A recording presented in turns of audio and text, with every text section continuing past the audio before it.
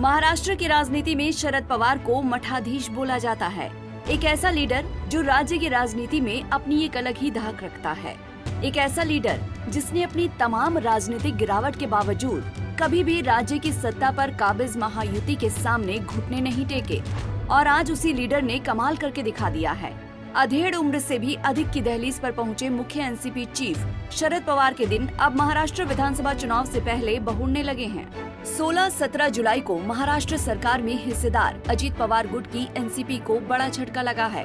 पिंपरी चिंचवाड़ से अजीत पवार के नेतृत्व वाली एनसीपी के कई नेता और पार्षद शरद पवार के पुणे स्थित आवास पर एनसीपी शरद पवार गुट में शामिल हुए।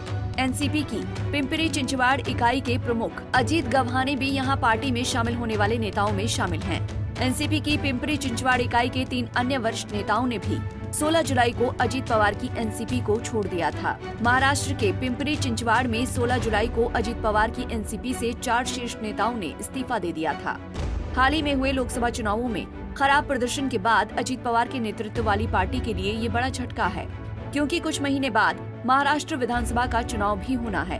फिलहाल जब एएनआई के जर्नलिस्ट ने अजीत पवार के नेतृत्व वाली एनसीपी से इस्तीफा देने के एक दिन बाद एनसीपी की पिंपरी चिंचवाड़ इकाई के प्रमुख अजीत गव्हाणे से पूछा कि आपने इस्तीफा क्यों दिया, क्या कारण रहा, तो सुनिए कि उन्होंने क्या कहा।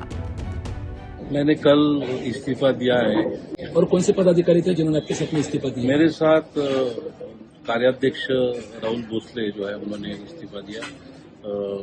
यश साने जो विद्यार्थी संगठन के अध्यक्ष है उन्होंने इस्तीफा दिया और दूसरी विधानसभा के अध्यक्ष पंकज भालेकर इन्होंने इस्तीफा दिया है। क्या वजह थी आपकी कि आप अजीत पवार को छोड़कर इस्तीफा देकर शरद पवार के साथ जाना चाहते हैं?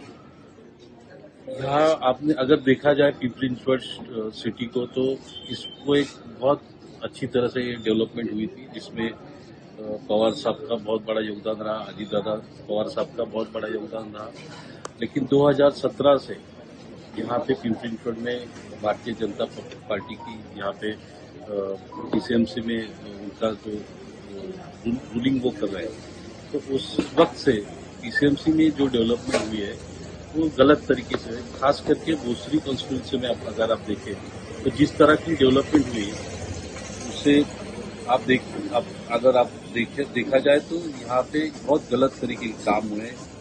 यहाँ पे भ्रष्टाचार भी बहुत हुआ है और इसके लिए जिम्मेदार यहाँ के जो सिटिंग एमएलए। वीडियो के आखिर में आपको ये भी बताना जरूरी है कि आखिर अजीत पवार के खिलाफ नैरेटिव कहां से सेट होना शुरू हुआ था, जिसका खामियाजा आज उन्हें भुगतना पड़ रहा है।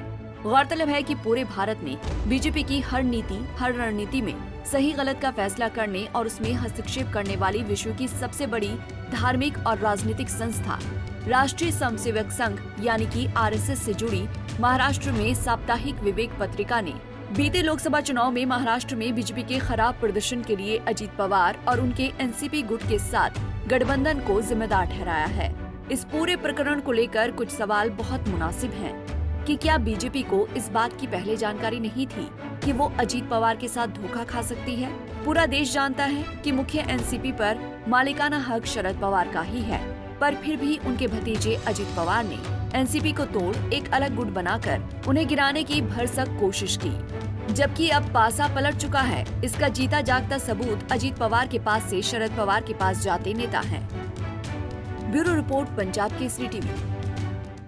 हमसे जुड़े रहने के लिए हमारे YouTube चैनल को सब्सक्राइब करें और नई वीडियो की नोटिफिकेशन के लिए बेल आइकॉन को दबाएं।